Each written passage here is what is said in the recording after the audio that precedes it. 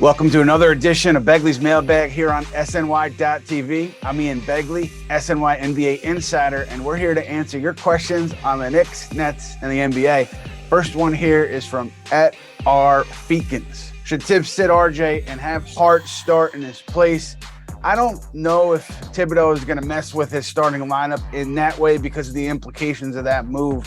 But I do think what you look at with Thibodeau is closing lineups, and that tells you who he trusts in certain situations. And if you look at Josh Hart in just 3 games with the Knicks, he's averaged 10 minutes per game in the fourth quarter. I think the Knicks are something like plus 20 in the plus minus in his fourth quarter minutes. So Thibodeau's showing you there that he trusts Josh Hart late in close games. Not all those games were close. Some of them were. And so that's where I look to see kind of a litmus test on how Thibodeau feels. I'd be a little bit surprised if Thibodeau shook up the starting lineup. I think the Knicks as an organization are really committed to RJ Barrett's success. It's obvious because they extended him. Whether that means his success in terms of showcasing him for a trade down the line, I have no idea, but they're fully invested in him succeeding on the court in every facet. So I would assume they wouldn't pull him from the starting lineup. They would allow him to continue to work through what he needs to work through. And I think RJ Barrett's going to come out on the other end of it and be an impactful player, just like he has been for most of his career here. He's shown you that he can play through rough patches, come out on the other side and be incredibly impactful, on both sides of the ball. So I would expect that from RJ Barrett based on what we've seen from him thus far. Got another query here from the Natroversy. Uncle Fulio wants to know, is there any chance the Knicks are saving Derrick Rose for spot playoff minutes? I would say it's possible, but it would surprise me because you go back to the beginning of this season, right? Go back to training camp. Leon Rose, in an interview with MSG Network, talked about Derrick Rose and how he's in fantastic shape, how he's such an important part of this team. And now you see Derrick Rose getting DNP'd. So if the plan all along was to save him for the playoffs, it would just be a little bit confusing based on what the Knicks were saying before this season, coming into this season.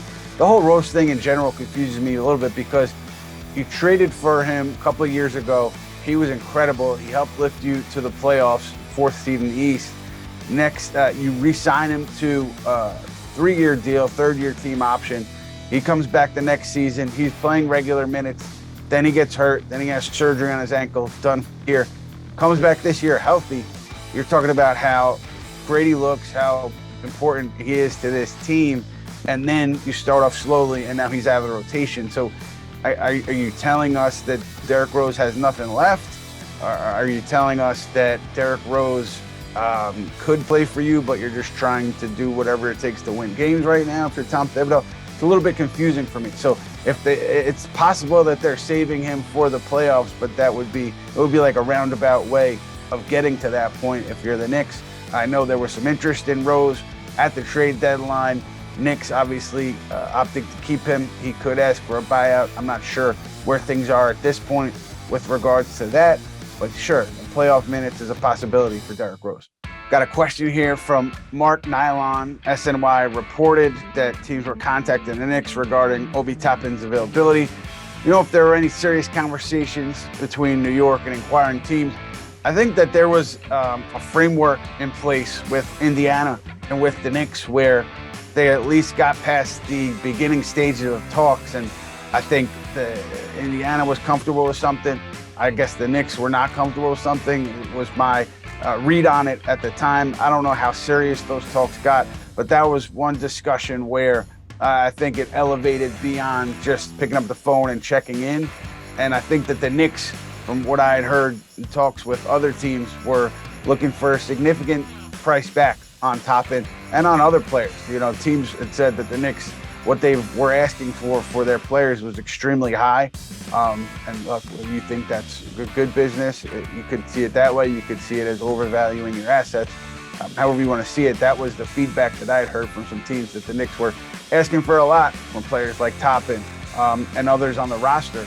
So I guess no team was willing to meet the asking price for Toppin prior to the deadline. We all know he's extension eligible this offseason. We know that he hasn't been getting a ton of minutes since coming back from his injury. So I don't see much changing there with Toppin maybe getting an expanded role here in the final few weeks of the season. barring an injury, of course. But it doesn't seem like much is going to budge there. And the Knicks and Toppin are going to still be in this place as they enter the offseason where he is extension eligible again. And I would assume teams continue to show interest in potential trades for Obi Toppin. Question here from the Knicks Recap. Knicks Recap wants to know if Tom Thibodeau gets the Knicks to the playoffs but is swept in the first round, will he keep his head coaching job? I think yes. I think based on everything that's happened here, going back to last season at the All-Star break when the Knicks were really struggling, there were legitimate questions about Tom Thibodeau's job security. Leon Rose opted then to keep Tom Thibodeau. He stood loyal to the coach that he hired here, his first head coach hire as a Knicks president.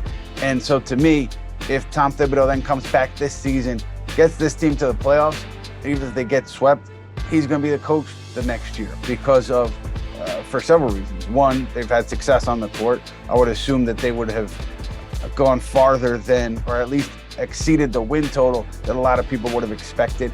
And so you look at those factors, the success on the court, the factor of Leon Rose and Tom Thibodeau kind of being tied at the hip, I think in a good way.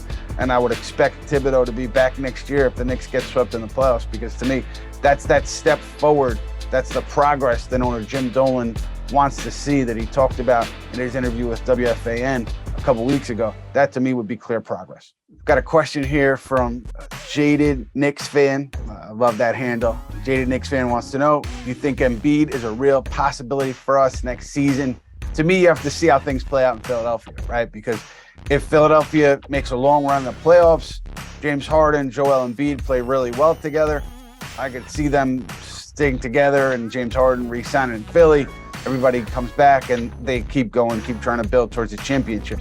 But if things go sideways, if Philadelphia has an early exit and there's no, tailor-made excuse there with regards to a big injury, I wonder what happens, because ESPN reported about James Harden's interest in Houston. People that I've spoken to just have reiterated since then that Harden to Houston is a very real thing if things don't go well in Philadelphia. We reported last offseason that, there was some friction within the locker room in Philadelphia, just in terms of those two guys not necessarily seeing eye to eye on everything. So you put those things together, and I would think an early exit could lead Philadelphia to thinking long and hard about their future with Embiid and Harden. And if Harden leaves, does Philadelphia then pivot to a rebuild and make Embiid available? That's the scenario that you're referencing, Jaded Knicks fan. A lot of things would have to break a certain way for that to happen, but it's certainly something that I think teams are going to continue to keep an eye on as you get closer to the playoffs and you see how things go for Doc Rivers and his group.